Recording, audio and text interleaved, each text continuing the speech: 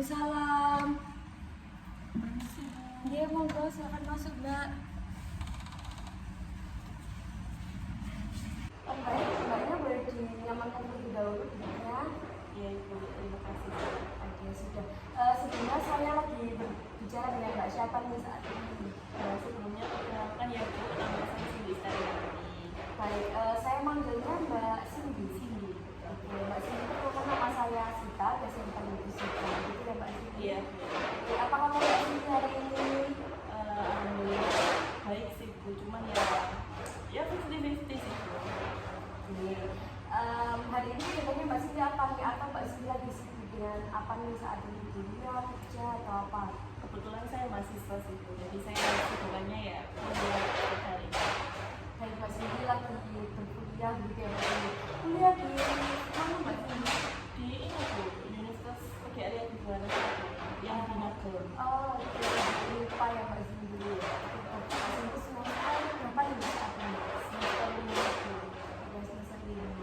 Hari ini ada agenda berkuliah atau free nih Mbak Cindy? Kebetulan habis ini ya Bu, mungkin 40 menit ke depan ada kelas sih Bu. Oke, jadi sedikit buru-buru Mbak Cindy. Iya lumayan, cuman masih ada waktu saya sempatkan ke sini. Oke, sebelumnya ada hal apa nih Mbak Cindy sampaikan nih datang ke sini, terus habis ini juga ada kelas juga, apakah ada yang ingin disampaikan kepada saya sebelumnya? Sejujurnya ada Bu sedikit yang ingin saya sampaikan, jadi mungkin bisa dibilang saya mau mengikuti konseling ya di sini. Oke, baik. Sebelumnya apakah Mbak Cindy pernah melakukan proses konseling? Belum Bu, kebetulan ini yang pertama kali buat saya. Oke, sebelumnya saya mau menjelaskan terlebih dahulu ya Mbak Cindy, proses konseling itu apa. Jadi proses konseling adalah proses pemberian bantuan kepada konselor yang nantinya akan difasilitasi oleh konselor, dan nantinya juga adanya tingkat keberhasilan atau penyelesaian permasalahan yang sedang Mbak Cindy hadapi nantinya balik lagi kepada Mbak Cindy gitu. Jadi semuanya itu nanti bergantung ke saya kembali ya Bu, seperti itu. Ya, betul. Di dalam proses konseling ini juga kita ada kontrak waktu dengan durasi 30 sampai 45 menit. Monggo Mbak Cindy bisa memilih untuk durasi waktunya. Karena mungkin waktu saya kan ada 40 menit ya Bu ya, jadi mungkin untuk saat ini 30 menit saja sudah cukup. Oke, jadi kita akan melakukan proses konseling dengan durasi 30 menit begitu ya Mbak Cindy. Iya begitu. Baik, sebelumnya di proses konseling ini tidak bisa dilakukan dalam satu kali pertemuan saja nih Mbak Cindy. Namun ada beberapa kali pertemuan atau beberapa tahap yang akan kita lakukan sesuai dengan permasalahan yang Mbak Cindy hadapi saat ini. Untuk proses konseling pertemuan selanjutnya kita jadwalkan ulang ya Mbak Cindy. Misalnya bisa di hari efektif, di hari Senin sampai di hari Jumat. Untuk jamnya jam 8 pagi sampai jam 3 sore gitu. Mau Mbak Cindy bisa di hari apa, di jam dan di jam berapa? Mungkin di hari Rabu ya Bu, karena kebetulan saya kalau hari Rabu itu kelasnya daring dan sore, jadi mungkin boleh hari Rabu jamnya jam 10 pagi, bagaimana Bu? Jam 10 pagi. Untuk durasi waktunya sampai 30 menit atau mau ditambahkan sampai 45 menit Mbak Cindy? Mungkin karena saya lagi longgar ya Bu, 45 menit boleh. Baik, kita akan melakukan proses konseling untuk pertemuan selanjutnya di hari Rabu jam 10 pagi dengan durasi 45 menit begitu ya Mbak Cindy? Iya betul. Oke, tadi Mbak Cindy juga sudah bercerita ada sedikit yang kurang enak menurut Mbak Cindy, betul ya Mbak Cindy? Iya. Oke, boleh nih Mbak Cindy bercerita sedikit kepada saya sebelumnya. Jadi gini ya Bu, saya tuh akhir-akhir ini, lebih ke akhir-akhir ini, kayak sering gitu loh Bu. Saya tuh ngerasa sakit hati gitu sama apa yang diucapkan sama mama saya. Kayak mama saya ini dikit-dikit kalau melihat anak orang-orang yang sukses atau apa itu dibandingkan sama saya kayak gitu. Dan kebetulan baru kemarin itu ada temannya mama saya ini punya anak, dia kuliah di UNER, dan kebetulan si anak ini tadi dapat job untuk jadi MC di acara seminar kayak gitu. Nah kebetulan si mamanya itu langsung update story di WA kayak gitu. Nah mama saya itu melihat, nah padahal disitu posisinya tuh saya sama mama itu lagi di kamar, nonton drakor gitu loh Bu, harusnya lagi waktu santai gitu loh Bu, tapi tiba-tiba mama tuh nyeletuk kayak ya tentang anaknya Tante Ratna bisa jadi MC, anak UNER, pinter, kayak gini kayak gitu. Coba kamu loh ya apa, kamu kok gak bisa jadi gini kayak gitu Bu. Itu kayak apa ya Bu, kayak kesannya tuh merendahkan banget gitu loh Bu, kayak seakan-akan saya tuh kayak kurang banget dari si anaknya teman mama saya tadi, dan itu bukan yang pertama kali ya Bu, dan kayak sering banget berulang kali kayak gitu. Oke. Selain sakit hati, apakah ada emosi yang lain yang muncul dari Mbak Cindy?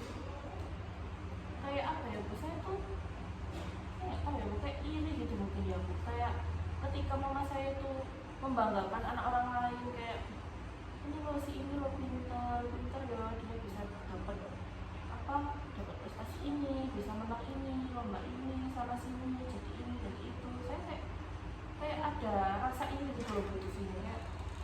Padahal saya bisa lebih dari itu, tapi kok kenapa harus orang lain yang dibanggakan kayak gitu. Tapi ketika Mbak Cindy merasa sakit hati dan iri, apa yang ingin Mbak Cindy lakukan atau Mbak Cindy hadapi saat itu? Apakah perilaku yang menggagalkan menurut Mbak Cindy? Untuk saat saya sakit hati mendengar apa yang diucapkan mama itu biasanya kayak saya langsung pergi gitu sih Bu, kayak menjauh, dan saya biasanya kayak mogok bicara buat ketemu sama mama saya, sampai akhirnya mama saya nyapa saya dulu, ngajak ngobrol dulu, baru saya mau buka suara.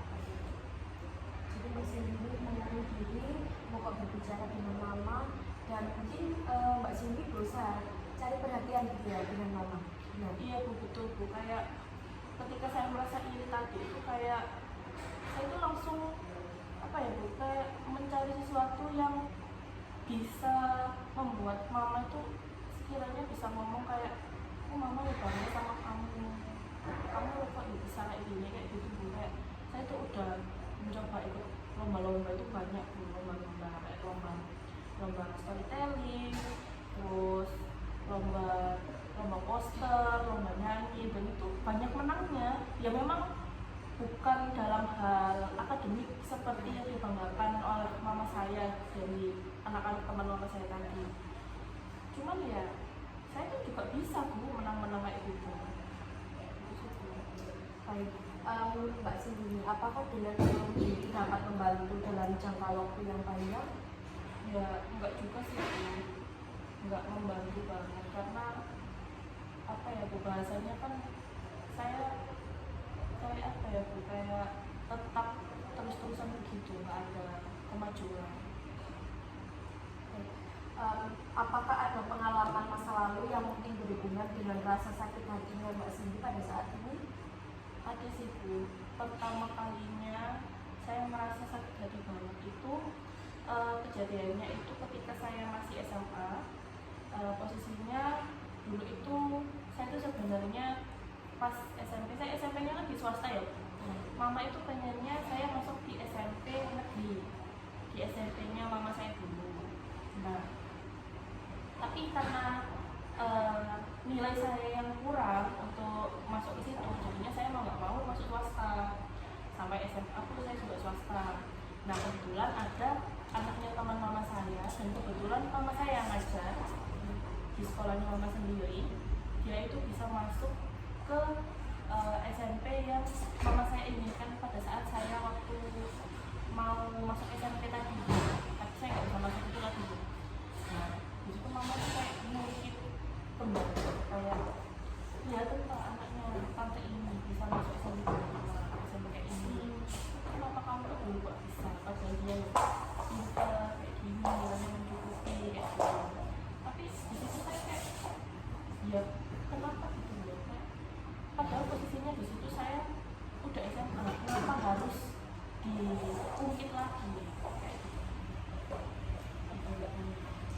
Jadi Mbak Cindy merasa bahwa Mbak Cindy merasa sakit hati karena mamanya selalu membandingkan Mbak Cindy dengan orang lain gitu ya Mbak Cindy ya.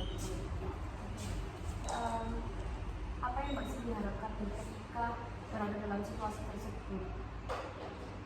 Ya saya maunya sih mama itu enggak terlalu membandingkan gitu loh Bu. ya nggak perlu pakai perkataan yang bikin saya sakit hati. Kayak coba lah sekali menghargai apa yang saya capai kayak gitu. Perasaan atau pemikiran apa yang muncul ketika Mbak Cindy sakit hati? Ya saya maunya orang tua itu nggak boleh tuh kayak nggak menghargai anaknya. Orang tua itu harus menghargai anaknya sebagai orang tua, dan orang tua itu nggak boleh membandingkan anaknya dengan anak orang lain kayak gitu.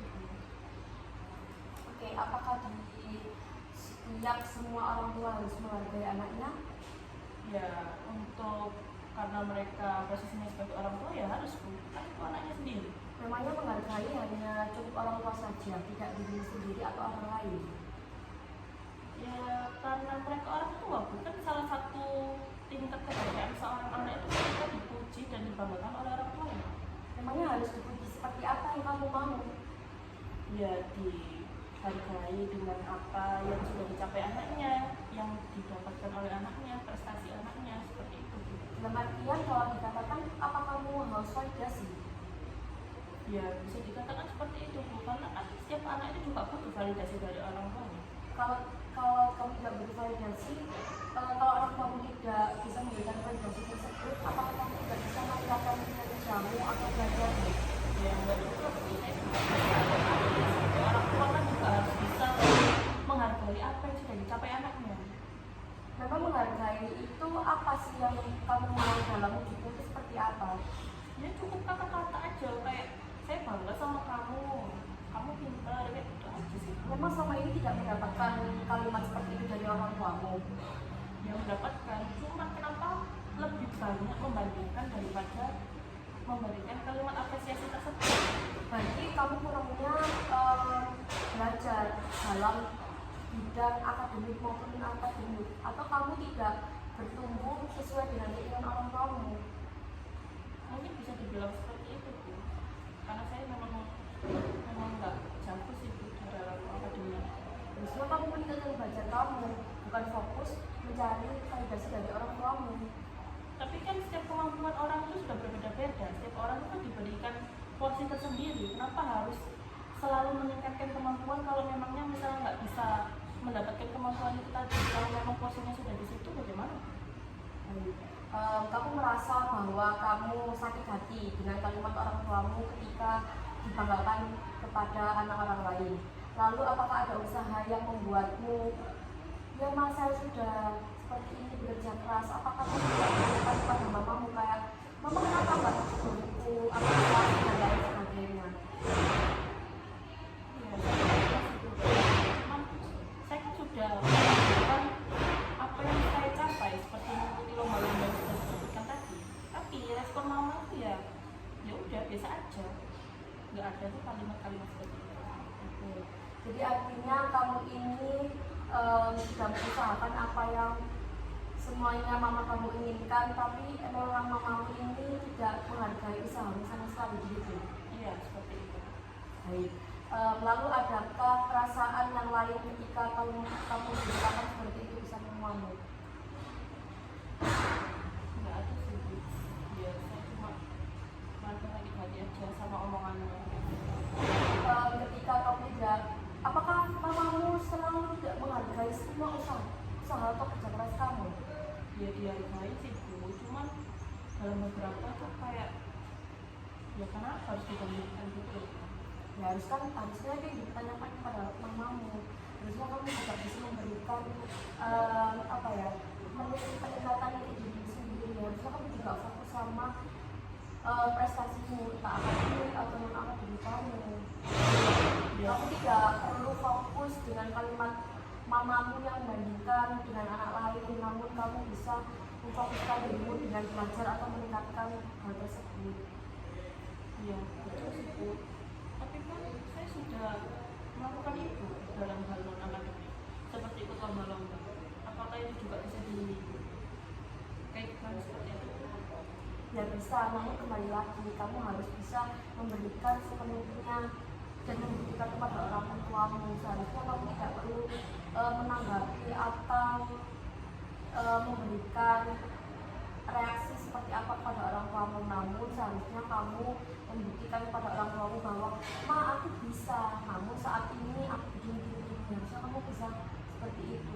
jangan fokus pada hal yang akademik saja, namun akademik juga perlu ditingkatkan. Jadi saya harus gimana ya? Jadi kamu, mama kamu ketika memberikan kalimat seperti itu yang membuat kamu sakit hati misalnya, nah itu jangan dibuat sakit hati, namun dibuat motivasi ke depannya kamu ketika ingin melakukan atau belajar apapun seperti itu. Jadi saya anggap sebagai motivasi untuk saya mengupgrade diri saja seperti itu ya. Ya betul. Baik, ada hal yang ingin ditanyakan kepada saya? Mungkin untuk sekarang sudah tidak ada sih Bu. Oke, tidak ada, benar Mbak Cindy. Ya. Apakah Mbak Cindy merasa bahwa masalahnya sedikit terselesaikan atau bagaimana ini? Dari saya sendiri sih saya merasa lega ya Bu. Saya merasa agak plong karena sudah bisa menceritakan permasalahan saya ke ibu. Jadi ya agak legowo gitu Bu istilahnya. Baik, mengingat ini sudah 30 menit sesuai dengan kesepakatan di awal kita, Mbak Cindy juga habis ini ada jam kuliah gitu ya Mbak Iya Cindy? betul. Oke, sesi konsumsi kali ini hari ini pertemuan pertama kita selesai. Jangan lupa Mbak Cindy, kita akan melakukan sesi konsumsi lagi di minggu depan di hari Rabu jam 10 dengan durasi 40 menit. Gitu ya Mbak Cindy? Iya betul.